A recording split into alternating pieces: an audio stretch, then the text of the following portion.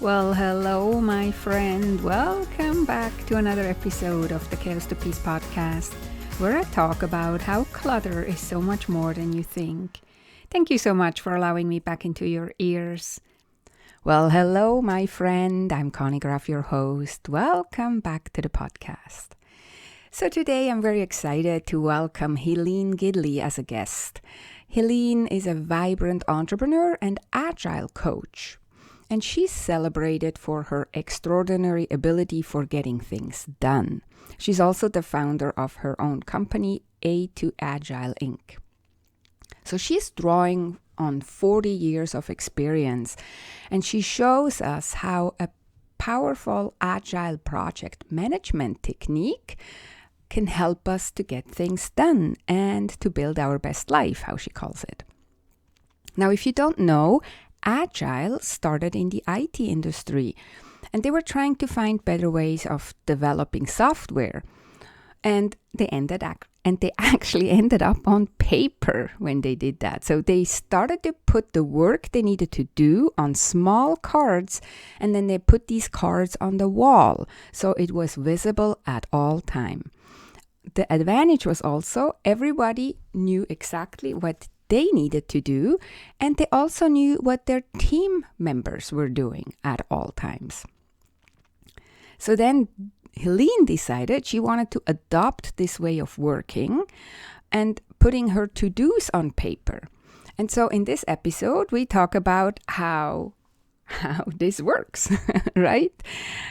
We talk about how the daily chaos becomes a playground of possibilities, she says. Why she still very intentionally plans on paper and with sticky notes. And then we talk about why her approach helps with motivation and what effect it can have in a meeting when you're working with a team and you're going into a meeting. We also talk about how the agile approach is very similar to my motto and my technique, how I help my clients when I say a few minutes a day, keep the chaos away. And we also talk a little bit about what the difference is between the two. Of course, then, in this sense, in a few minutes a day keeps the chaos away, we're also talking about why breaking things down into smaller steps and bits result not only that we actually do what we want to do, but also why it takes way less time in the end to get things done. And then we talk about her book that she wrote, which is called The Art of Agile Living, and how this book came about is also a funny story. And she says the book can help us conquer procrastination, hit deadlines, and reduce stress.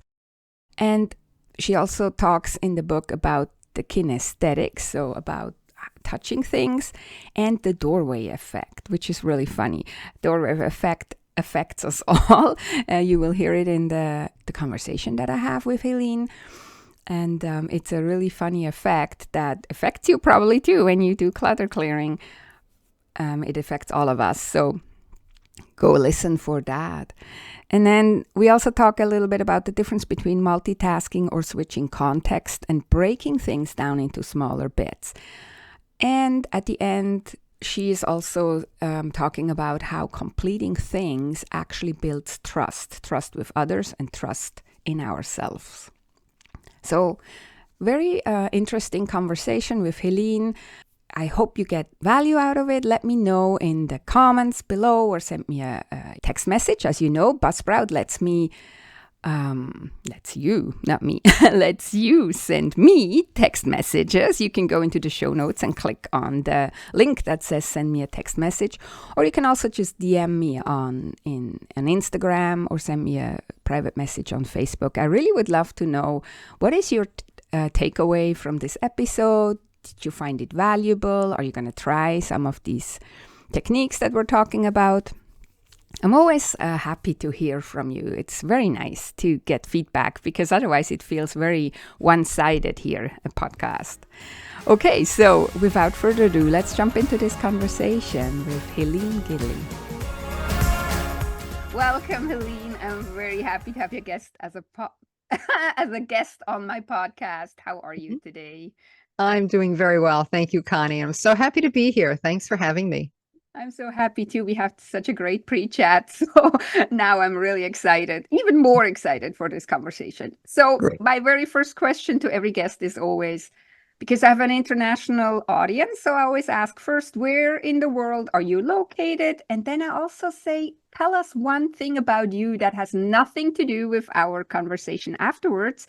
And that might be surprising to some people to hear it, or Mhm. you could be sharing something quirky or whatever you feel like it.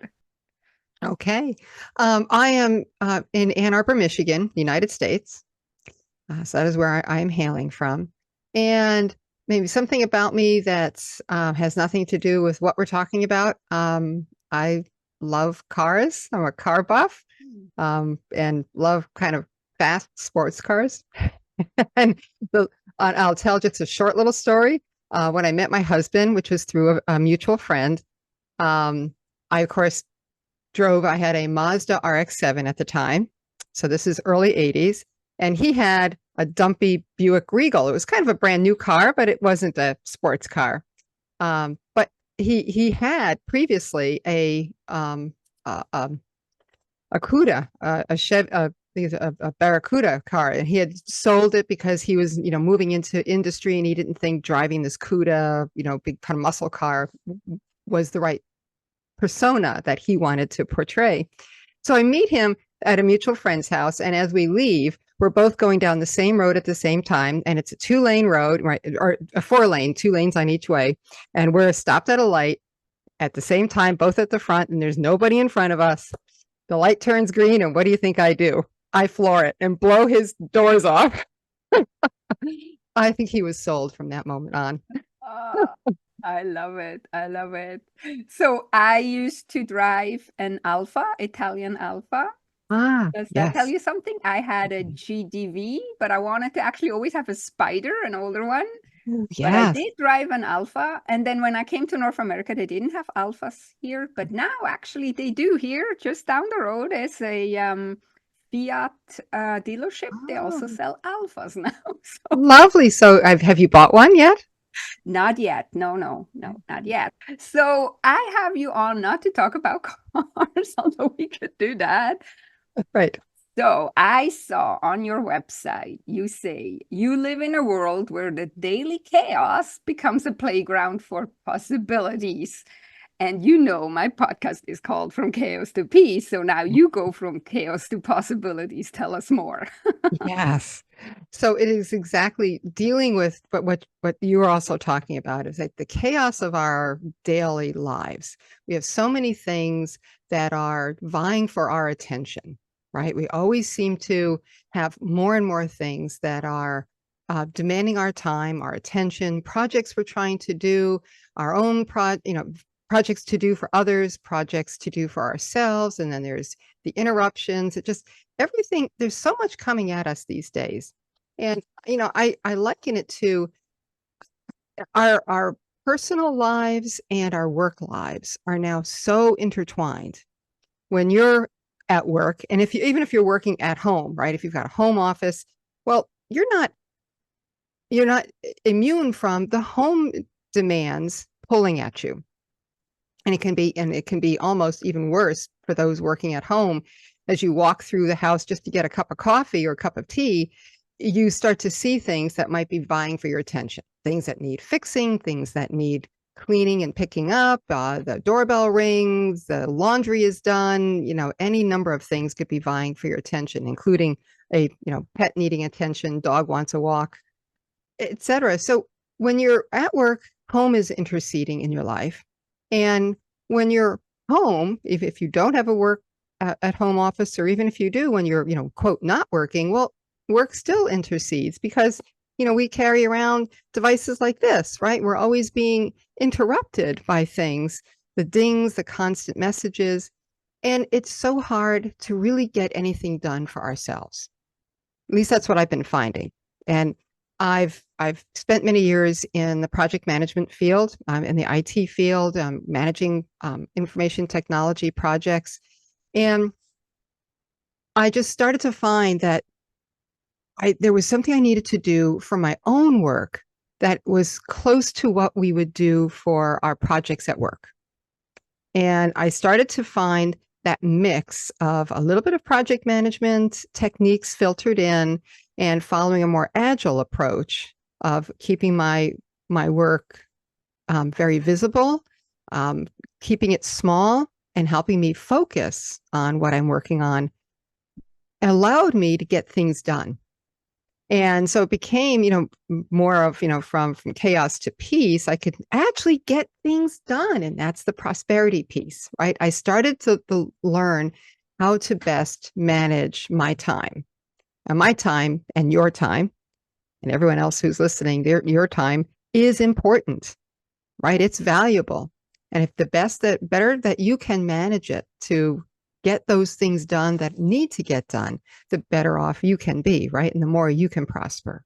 Mm-hmm. So that's my approach, and that's what I'm sharing with everybody through the book and through podcasts like this. There's better ways to manage all of those demands that are pulling at you than just a to-do list on a sheet of paper or on some electronic device. Yeah. And so when I was preparing for this episode, I watched some of your interesting YouTube videos, and it seems like although you worked in IT or maybe still do, you're more of a paper person, almost like you work a lot with stickies. So that I found was very interesting, because a lot of people always think like, oh, now we're having the like to-do apps on our phone, or we have Google Calendar with all that. And here you are coming from IT and working more with paper, so to speak, because Post-it notes are paper.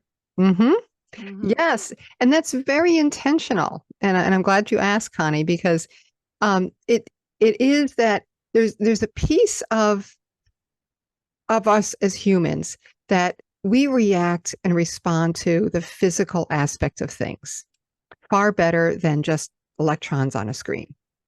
Right. And I think that was always my challenge, and a lot of people's challenge, when you try to just manage a to-do list on an electronic screen, whether it's just a flat list or using some tool. The moment that list is not in front of you, right, it's out of sight, it becomes out of mind. And that's when we get easily distracted off that next shiny thing that's going to be coming at us, right? And we can get easily lost from our focus of what we are meant to work on. The online tools can become distractions, and there's a lot to deal with, just how they're designed and how we're constantly walking through pop-up windows and question boxes and pop-up boxes that actually divert our attention away from what we're trying to do. So and this is part of the Agile field, which started in the IT industry, right? So Agile began in the IT industry, and in trying to find better ways of developing software, they actually went to paper, said, we're going to put the work that we do on 3x5 or 4x6 cards. Now we're going to put them on the wall. So our work is physical and it's visible all the time. The team knows what they're working on, that it's right there in front of them. And anybody now knows what the team is working on because they just walk by the wall and say, oh, you're working on my task this week. Great. Let's see how that's going. Yeah. Right. So we started with that being physical, but a lot of these tools, these electronic tools, we again are trying to manage our work through electronics. So I kind of went back and said, what if I manage my work the way we ask our Agile teams to manage their work? I'm going to put it on paper, right? I'm going to go back to that very rudimentary, very simple approach, right? And put it on paper. And so Connie, like this little sticky that I'm showing in front of me, it's a blue 1 inch by 2 inch sticky. I put my work on these. They're small, right? These are small stickies. You don't get much on here. And that's very purposeful, right? Because one of the things I want to do is to have my work in small bits. The smaller that I can break it down into something meaningful that delivers something of value, but it's small, I actually get more done. And I get a boost in motivation because I've completed a bit of work. Yeah. And it goes from, an incomplete state to a complete state, and I can see that. Mm-hmm. And I've heard people say this over and over again. And when they use my method, that they just love that ability of like, I take that piece of work and I physically move it to the other side of the paper and I put a check mark on it and say, yes, I'm done with it. Mm-hmm. Right. So I'm looking for ways to help my motivation and our motivation to keep going. And the paper, along with that ability to keep our focus and keep it in front of us, ties into something that's really specific about us as humans. We grew up, we evolved in a physical world. Everything we did, right? Everything for the 200,000 years that we've been humans have been around, it has been a physical world. So when I pick something up like this, the sticky, it's a small little pad of stickies. It has size, right? It has some depth to it. It has some weight, not a lot, but it's got a little bit of weight to it. That it's more than just a sense of touch. This is a sense of kinesthetics coming into play. Mm-hmm. That how your muscles are interacting with your brain, telling you about this piece that you're working with. So now I have my work and I describe it on a little sticky.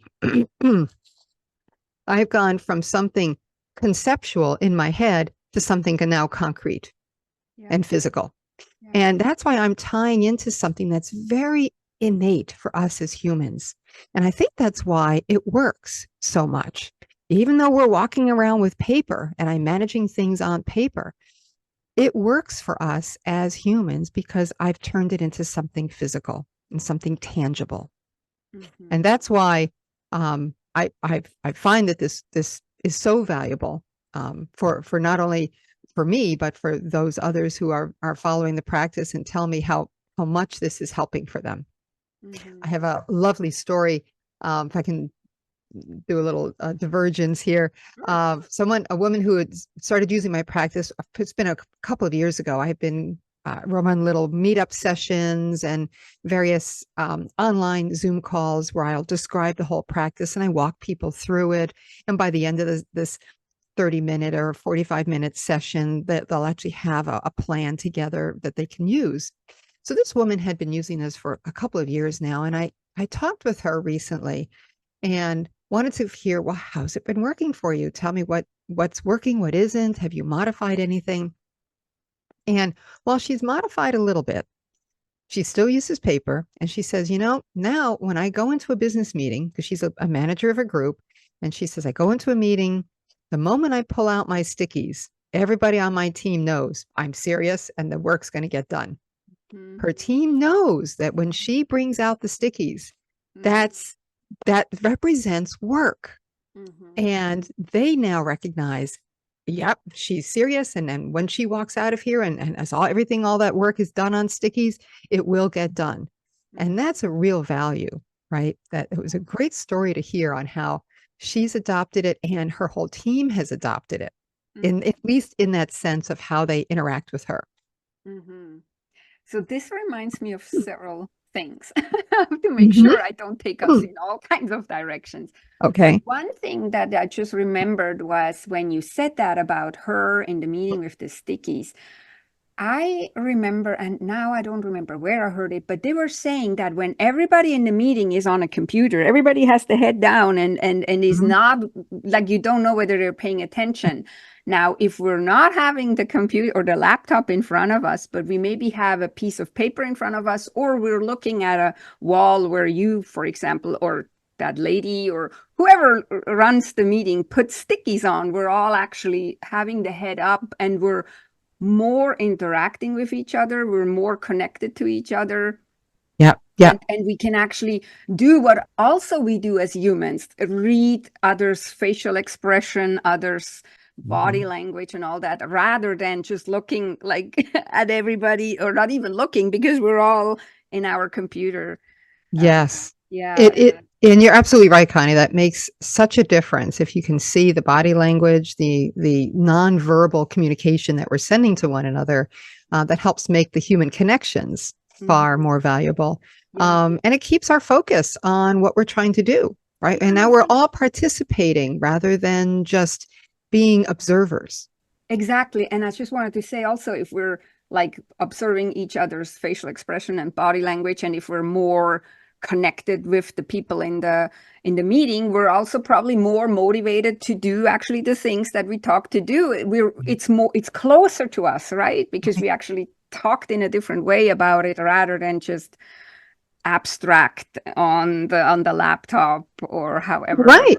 Exactly. And how valuable, like for this woman that I was speaking with, that when she walked out of the meeting, she had, a pile of stickies. And this represented real work. Yeah. And now that was something she could go back to her desk. She would lay them out on her desk. She had a wall in front of her that she put all her stickies on and organized them. And now her work was very concrete, very well defined. Yeah. Right. Not something that is tucked away in a spreadsheet or on some Trello board, as much as I like Trello, don't get me wrong. But for managing my work and trying to help other people manage theirs, the out of sight being out of mind is a very real concern. By having my work physically in front of me all the time on something physical, I lose that out of sight, out of mind. It's always right there, but it lets me focus. And that's such a key aspect of getting things done. Yeah, I can see that. So now I want to circle back real quick to something you said earlier about that in the IT world, you used the word agile. Now, a lot of people may not know what actually that really means. Maybe we can quickly talk about that. What is agile? Or your book is called The Art of Agile Living. So what do you understand under agile so that we have this covered? Yes. Thanks for asking. So the agile practices came out like the early 1990s from a group of developers who were looking to find better ways of developing computer software. And they were coming up with a much more simple approach that is more responding to change and interpersonal communication and getting small bits of work done more frequently as a way to get work done, right? A very loosely defined, right? No hard and fast process, but a way of thinking of, I need to respond to change. I want to be able to communicate better. I want to work together with people. I want to get more work done in small bits so I get more feedback. That's the agile approach. And the agile approach, as I mentioned earlier, started with putting it on paper, right? They want it simple. So let's stop using electronic tools. Let's go to something really simple, put it on paper and put it in front of us. And that's what we work on and what we agree to work on. So that's where I take it from. The concept of wanting to be able to keep my focus by getting small bits done, getting feedback, and responding to the change that occurs, right? By getting that feedback, I might understand, oh, maybe I'm going in the wrong direction here, or I could tweak it a little bit and improve what I'm building or delivering. It's really, does that help explain, at least for you, what agile means? Yeah, so I knew what agile meant. I just wanted you to explain it to the audience because a lot of people might not know. So I also read the book Scrum, and so I'm kind of like, I'm a little bit of a geek. So yes, love it. But I learned that not everybody is a geek like me or a productivity seeker or whatever. I always strive to make life easier for myself. So we should. Yeah, so I kind of know a lot. And it's actually interesting because the way I approach and I help people get organized in their homes and offices and files and finances is exactly the agile way, like with the small bits also. And so that was, I actually came up with that on my own before I even read Scrum. I was not in the IT world, but it makes so much sense. And I always say to people too, it's like, if you're doing smaller bits of, let's say, decluttering or organizing, it's less overwhelming, but also you have feedback. What you just talked about, feedback in the IT world is maybe the feedback more from others. But when we're getting organized or trying to get organized or in the process of getting organized, the feedback comes from ourselves. Does it actually work what I did? Does it function the way I set up, for example, my office or how I set up whatever, my kitchen? and we get the feedback from ourselves rather than doing this huge reorganization thing and then not finding anything anymore. You know? Yeah, yeah, Yeah. exactly. And it's so valuable having that feedback. Yeah. And you're right, getting the feedback from yourself is just as valuable for all the work that we're doing for ourselves. Yeah. Now, I would like to hear a little bit more how this um, method of yours, or this agile living and agile working and agile planning, helps us prevent procrastination, because like so many people would actually have the clarity what they need to do most likely, but then still don't do it. And you say too that it does help us to conquer procrastination and hit Mm. our deadlines. With almost everybody with a deadline will hit the deadline, but it's just like 2 minutes before they start working Right. on it, right? Right. So Well, and that's right. Exactly what I'm trying to avoid and what we'd all like to exactly. avoid, those last minute crushes of trying to get things Yeah, done and by that deadline. exactly. So by really, when we look at why do we procrastinate at getting things done, right? What is some of the biggest inhibitors to our getting things done? It's often people say, I don't have the time, Hmm. or I just don't know where to get started. Hmm. Feels so big.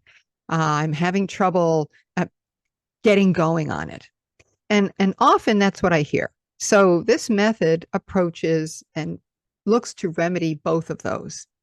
By the time on the time aspect, I'm laying out and I'm having people lay out their work day and their work week based on the things they want to get done and the hard demands on their time, meetings that you need to go to, right? Events that you are committed to attend. Put those on your daily planning, and I have a daily planning sheet.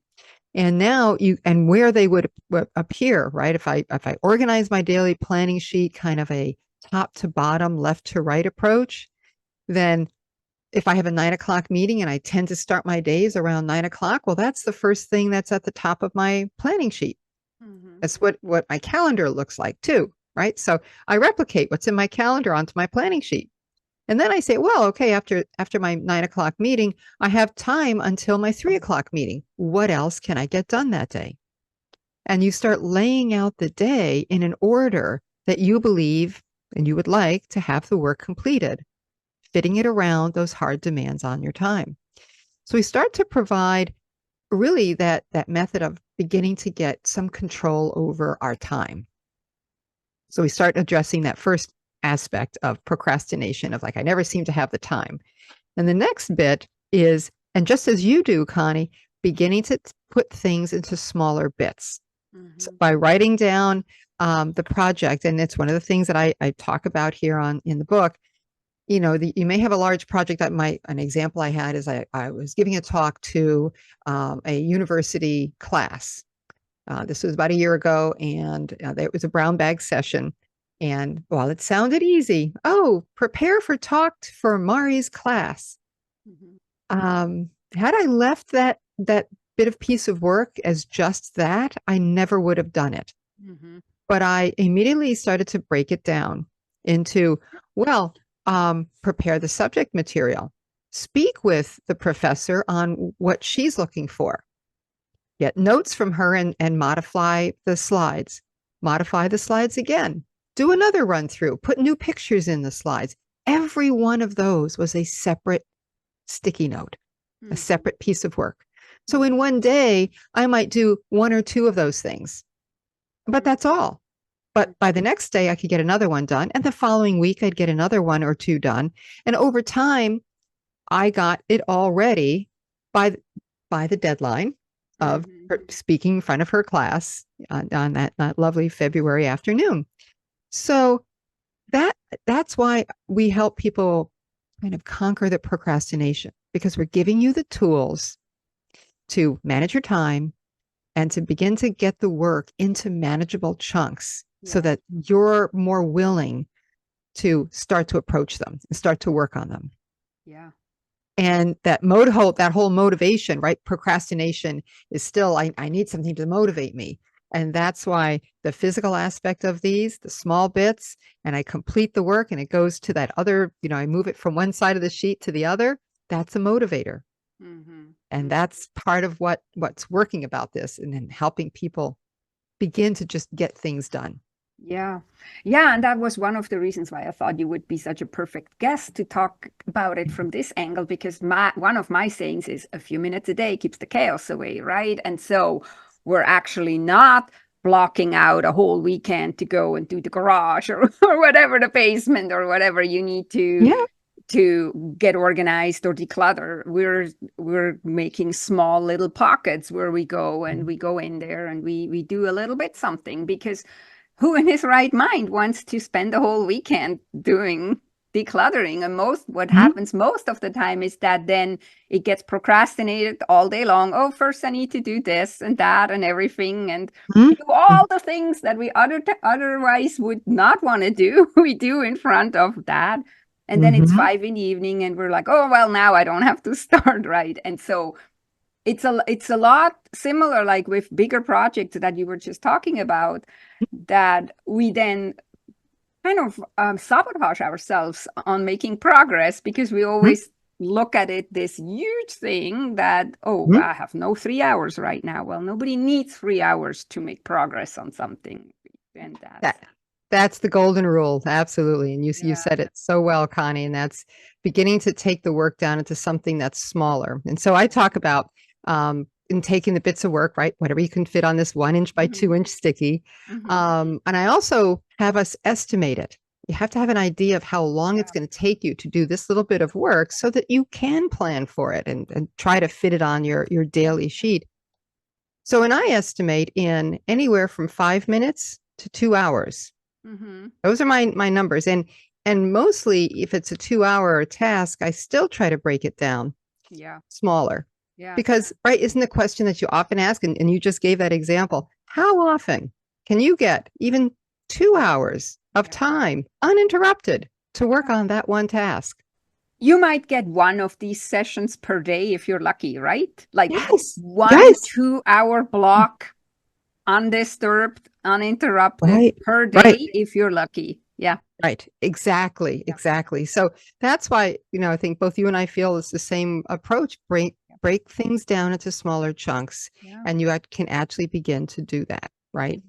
As you said, what is it? A few minutes a day keeps Minutes a the day. chaos away. Yeah. Yes. Yeah. And it also it sounds counter intuitive, but it actually goes faster too if you make smaller bits, because you make faster progress, because like we just talked, you don't procrastinate, you don't try to find somewhere on your calendar this big block of time that you probably never going to find, or then you put it in the future, and future you then has to deal with it and probably has no 2 or 3 hours for it.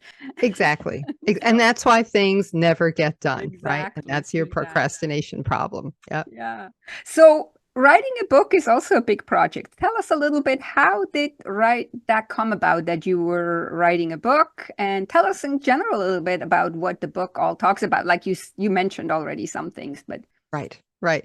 So the story on writing the book started probably 5 to 6 years ago. I put together my process for managing my work, which is the rudimentary of the whole agile living approach. And I was trying to write an article. I thought, well, this is even before I think the Medium area was out there, the platform, and I'm not sure Medium is still there, but yeah, it is. it is, yeah. So is before they were there, where this would have been a good Medium Hmm. article, but I was looking to publish it on LinkedIn. Hmm. And I shared it with a few people, and the reaction I got was, "Oh, this is way too long." Hmm. Right? TLDR, too long, Yeah, didn't read. yeah, yeah. No one's going to want to sit and read this long thing that you had put together. You got to make it shorter. And I looked at them and I said, I don't know how to make this shorter. I'm trying to provide this whole process. I need to Hmm. describe it. So it sat on the shelf for a couple of years. And I met my business partner. We started a business together, and in managing the business, and we worked together on a daily basis. He would see how I would manage my time, and he kept looking, and because we're both agilists, and he would marvel at, like, what do you tell me what you're doing? How are you managing your time? I mean, what are all these little stickies? And Hmm. as I described the process to him, he looked at me and said, Helene, you should write a book on this. Hmm. I'm like, okay. guess what? I have a start on that. I have this article that I put together like 5 years ago. I could dust that one off, and that's at least the kernel of the book process. And that's the story of how the book got started. And both my business partner, Thomas Malash, and I then spent time putting the rest around the book and describing why it's important, why things that we do work the way they do, and explaining some of the backgrounds, right? So I get a lot into kinesthetics, why the physical nature of these things matter to us as humans. We get into understanding something called the doorway effect. Why is it when you start off someplace, let's say you're in one area of your house, maybe you're upstairs in the upstairs room, and you say, oh, I need to go down the kitchen and get a pair of scissors to fix something up here. You trundle downstairs, and you've gone through your doorway from your bedroom into a hallway. You've gone maybe the hallway down to the stairs, another doorway into another area, another doorway, you're in the kitchen. And you stand there in the kitchen and you look around and you go, why did I come here? What was I here for? And, honestly, this happens to a lot of us. I don't care how old you are. Yeah, and it happened even before we had all the distraction with yes. And it is right. And there's actually a reason for that. And it's called the doorway effect. And it's every time you walk through a doorway, you start dumping anywhere from 10 to 20% of your short-term memory. And by the time you've gone through 3 or 4 doorways, well, you're completely lost. You've lost all that short-term memory, which is why you can stand there in the kitchen going, I don't know what I came here for, but I see the dishes need doing. Yeah. And then you get totally, and then, you wander back upstairs, an hour later, go, oh, that's what I was there for. So it is a real thing, this doorway effect. So it affects us as humans, and you can start to see why. If you're, as you move from one environment to the other, you do need to focus on what's happening in that new environment. In the day of when we're hunter and gatherers, right? Thinking back at the evolution of humans. Well, if you went from the forest to the prairie, well, yes, you're looking for food, but you also need to look around and make sure you're not the prey for, somebody else. Yeah. So you can understand why your brain is designed to focus on the area you're at. And every time you change that by walking through a doorway, your brain is always refocusing. So this is a major problem for us as humans. And you might ask, does that doorway effect even happen on computers? Yeah. Aren't you always being presented with windows and pop-up screens? And guess what? Yes, it does. Yeah, and that's why you can sit there and have this productivity tool and you say, oh, okay, I need to take note of something to do, add something to my list, or there's part of a project that needs to get done. We were just in a meeting and I need to fill this out so that bit of work gets done and recorded. Well, by the time you actually get to the point where you can finally put into that little box the description of what you were trying to get done, you've probably completely forgotten most of what you wanted to say. Because you got popped up with one window and then another one. And when you couldn't get to that description box until you put in the title box and the date and your name and a million other things. And that doorway effect hits us all, whether it's the electronic doorways or the physical doorways. So that's one of the things we talk about in the book. So we start to understand why the process that we're using works and works for us as humans. Yeah, it sounds very interesting. It's probably a book that I definitely want to read as a geek. And also, I loved what you said about the doorway effect. Reminded me also of the switching context is another one that trips us up a lot, right? So yeah. And so it's right, multitasking, right? As we also refer to it in project management terms, the switching context. And it is just as an impediment to our getting work done as having bits that are too big, right? That we never get to. And we find that if you're always switching context between things, if you work a little bit on one thing, you say, oh, I've gotten stuck. Well, okay, I'll switch and I'll pick that up. And you work on that till you get stuck. And you go, oh, well, okay, now I'll go back over somewhere else. You might have 2 or 3 things that you're trying to do at the same time, right? You might be trying to bounce between, and you're not completing anything. Yeah. Yeah, The exactly. more that you have that you're trying to juggle, well, the more you're going to spend time doing that context switching. So now when you go back to that first one, like that unstuck thing finally came about, and you get back to that, well, gosh, where were you? What was I trying to do? Where am I in that process? It takes you time to ramp back up. Yeah. And the moment you get stuck again and you put it down and you go to the next one, all of that ramp up time happens, and you actually get less done when you're constantly switching between things versus resolving those things that you're waiting for right up front. Yeah. Don't let yourself get stuck. Find ways around it. Make the Yeah. work smaller. Yeah. It's not as stuck. I'm going to complete this piece. If it's something that truly depends on somebody else sending something to me, okay, that's 2 bits of work. I'm going to complete my piece, Yeah. put it in a state that I can get back to it. And then I have another piece of work. Well, when the other bit comes in, then I move on to the next piece, right? I work at making things unstickable. In project management, we call these dependencies. So we Yeah. try to reduce dependencies between things so that I can work on one thing to one small thing to its completion Yeah. before I pick up the next one. And that helps me with my focus. And you probably feel that way too, and find that, as you try to get people from that chaos to something a little more focused to help Yeah. them get to that peaceful state. Yeah, yeah. And so many people they also believe their brain goes back and forth and runs around. And it's often just an excuse to actually not do what you need to do when then the brain starts to focus on everything and anything that actually has nothing to do with what we're right now doing. And Yep. yeah, Yep. Exactly. And that's easy to do, right? yeah, Easy to let your brain get distracted. yeah, And yeah. that's so detrimental to getting things done. I used to work at a company, and they were the masters of that kind of multitasking.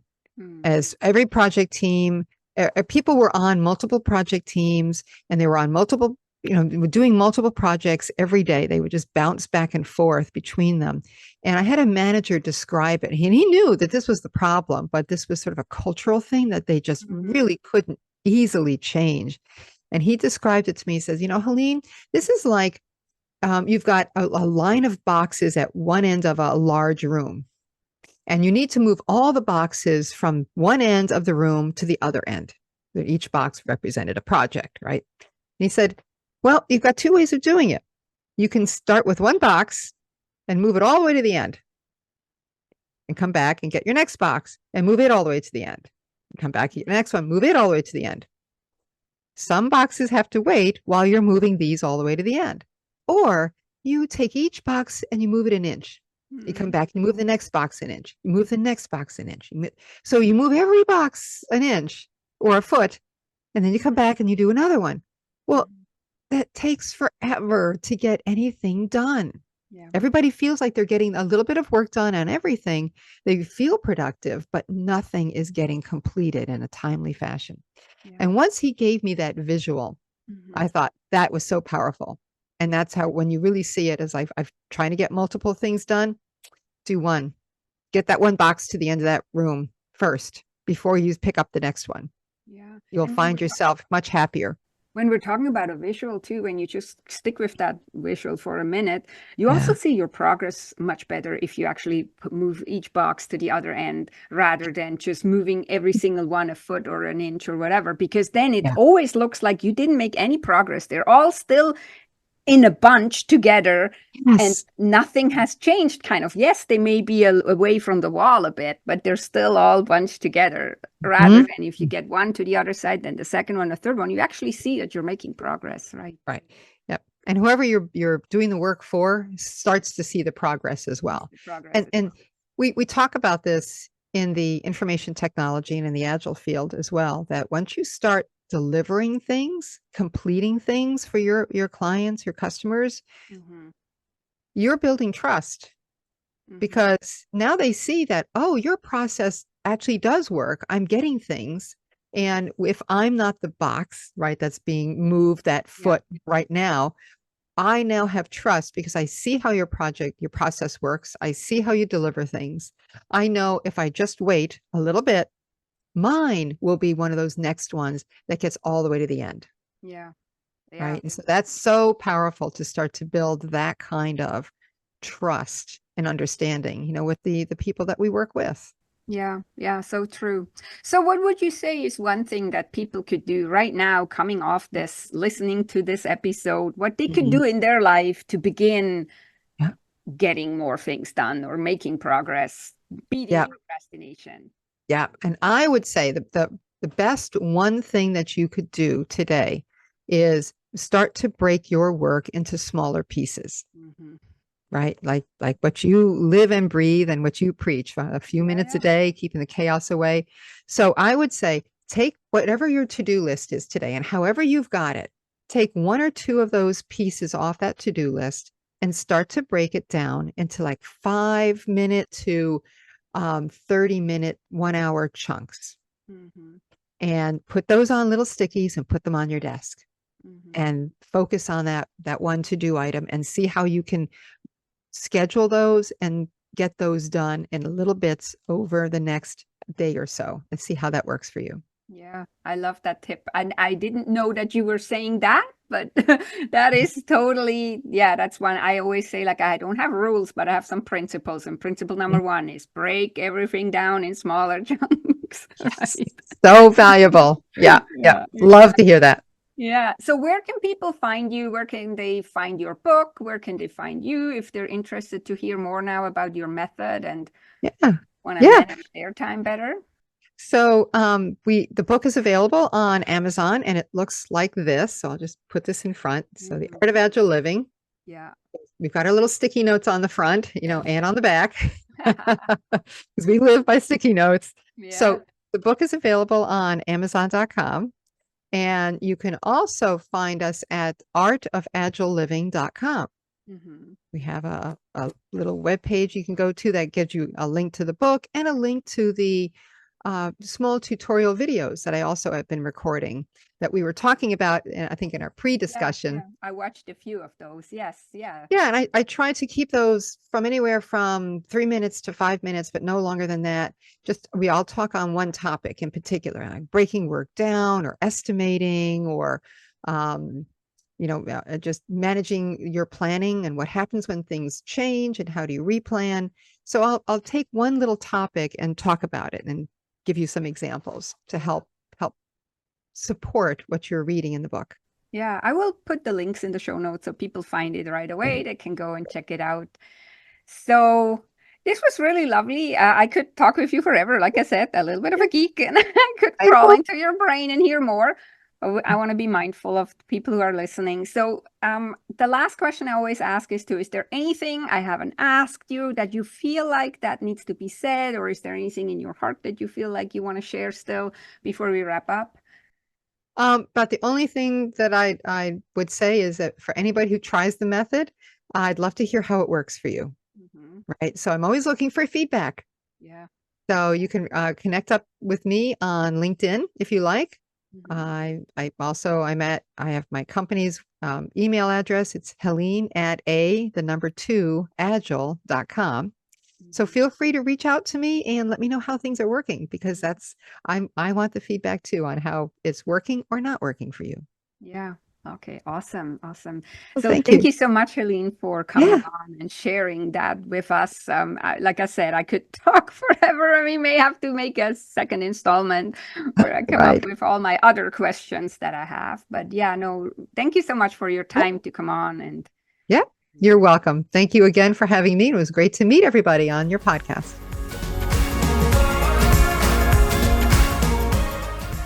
Hey, I'm Conny, your host, and I wanted to thank you for listening to the podcast today.